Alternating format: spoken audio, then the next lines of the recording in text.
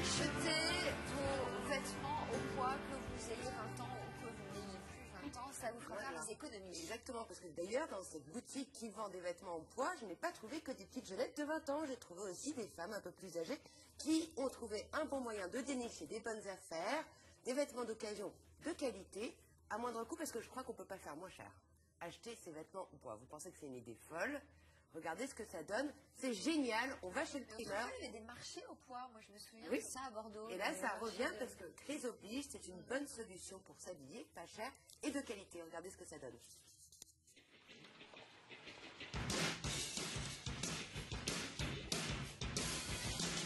Ça commence comme une blague de Toto. La maman de Toto était en l'air et un jour où elle fait ses courses, elle entre dans un magasin de vêtements et demande: Alors j'aimerais 1 kilo d'escarpins et 1 kilo de jupes, s'il vous plaît.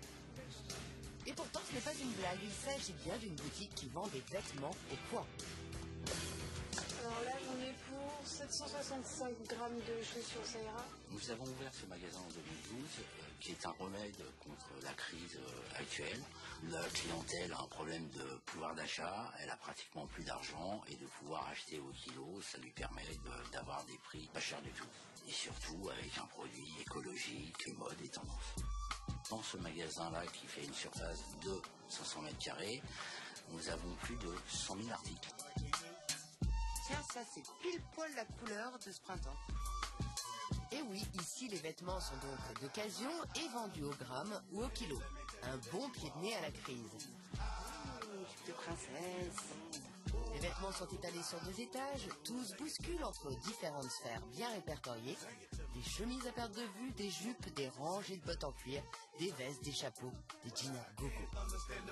Il y en a pour tous les goûts et le choix est considérable. Chaque pièce porte une couleur qui détermine son prix au kilo, que l'on peut estimer avec les balances éparpillées dans le magasin. C'est intéressant parce qu'en fait on peut accéder à plein d'articles à des prix très compétitifs, quoi, proportionnellement à ce qu'il y a dans les autres boutiques. C'est étonnant un peu, c'est fringue, j'ai envie de dire. Et puis moi je trouve ça bien dans la mesure où il y a des manteaux de qualité, très chauds, à l'époque actuelle pour des gens qui n'ont pas les moyens de s'en acheter à plus coûteux. Et du développement durable, hein, puisque c'est recyclé. C'est surprenant. Oui, c'est surprenant. C'est joli, oui. Ouais, c'est joli, il a de l'allure. Hein. On regarde ensemble combien ça coûte dans la balance. Et ben on y va ensemble. Allez, on y va ensemble. 22,80 €. En général, c'est dans des gros concerts comme ça qu'on peut trouver la petite chose. Il faut juste avoir un peu de patience et bien chercher pour pouvoir trouver. En ce qui me concerne, j'ai trouvé de quoi m'habiller de la tête aux pieds avec 575 grammes de chaussures, 730 grammes de jeans, une ceinture de 35 grammes, 215 grammes de chemise, un chapeau de 95 grammes et 695 grammes de veste, sans oublier 770 grammes de sac. En cuir, bien sûr. Le tout pour 64,80 €, qui dit mieux. Aurélia s'est régalée dans cette caverne Ah, mais d'Alibaba. moi, je me suis régalée, mais je n'étais pas la seule. Quelle que soit la génération, tout le monde trouve de quoi s'acheter des vêtements. Et vraiment, c'est ce que vous disiez, Damien, la bonne affaire, c'est d'acheter des fourrures sur place. Alors, des fausses comme des vraies.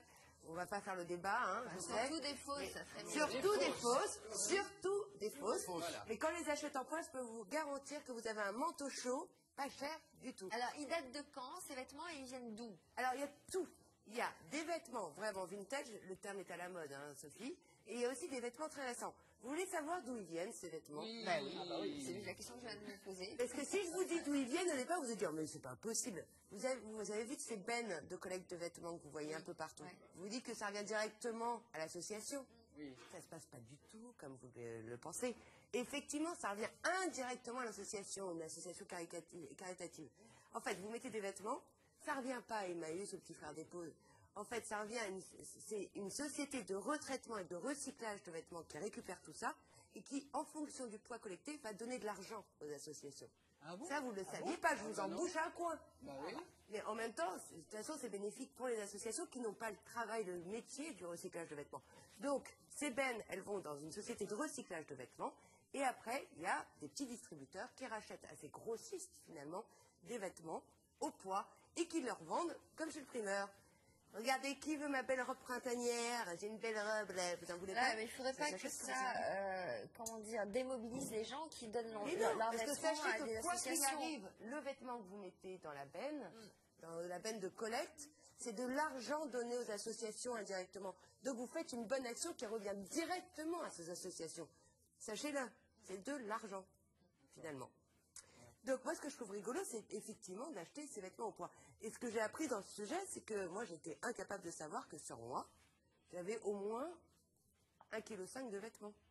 Alors Sophie, aujourd'hui, vous êtes un mauvais exemple parce que vous portez un pantalon très léger, un pull que j'imagine finalement très léger, et des chaussures. Mais d'après vous, vos chaussures, elles pèsent combien? J'en sais rien, écoutez. Attendez, 750, c'est plus. Donnez-moi vos chaussures.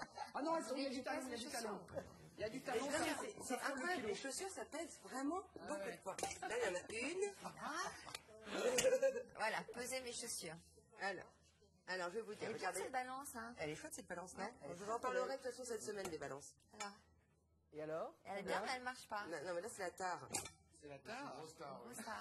Ah, zut. Bon. Attendez. 652 grammes. Vous avez 652 grammes au bout des pieds. C'est lourd quand même. Et alors? Ben Si moi, vous saviez ce que j'ai dans la tête, en revanche, c'est beaucoup plus lourd. Hein. Un jean, moi je n'imaginais pas qu'un jean puisse peser ce poids-là. D'après vous, ça pèse combien un jean en moyenne? 400 grammes. Ah bah oui, là c'est ça. Entre 400 et 500 400 grammes. grammes, Vous avez le juste prix. J'ai gagné quoi? Là, c'est lourd, c'est beaucoup ça. Dans les balais, c'est très lourd. Alors, donc, ça veut dire que Non, mais là, c'est 650 grammes de chaussures, ça coûte combien, par exemple? Eh bien, c'est entre 20 et 30 euros du kilo. Il y a un prix fixe. Alors, imaginez que vos chaussures, si je les achetais d'occasion, je les paierais. Si c'était 20 euros du kilo, je les paierais 12 euros. Je ferais une bonne affaire, non, Sophie?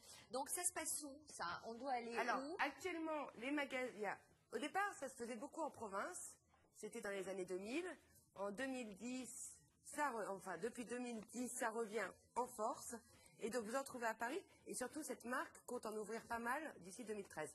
Donc, si vous êtes en province... Il y a déjà des marchés au tissu, au poids. Exactement, mais là, il s'agit de vêtements. D'accord. Donc, si vous êtes en province et que vous avez une friperie, prenez ce concept. C'est un moyen génial de faire plaisir aux clients parce qu'ils vont trouver des vêtements pas chers et puis surtout d'écouler des stocks géniaux. Et puis, on y passe beaucoup de temps dans ces boutiques mondaines, ils déperlent. Je vous garantis qu'il y a de quoi s'habiller pour l'hiver. Et même pour ce printemps. J'espère qu'on n'aura pas démobilisé les personnes qui pas du donnent tout leurs ce que je voulais vêtements dire. pour des gens qui en ont besoin. C'est vrai qu'on pensait que le menton qu'on donne serait porté par C'est de quelqu'un dans le l'argent. besoin. C'est de l'argent. Oui, mais cet argent, ils en feront quoi après?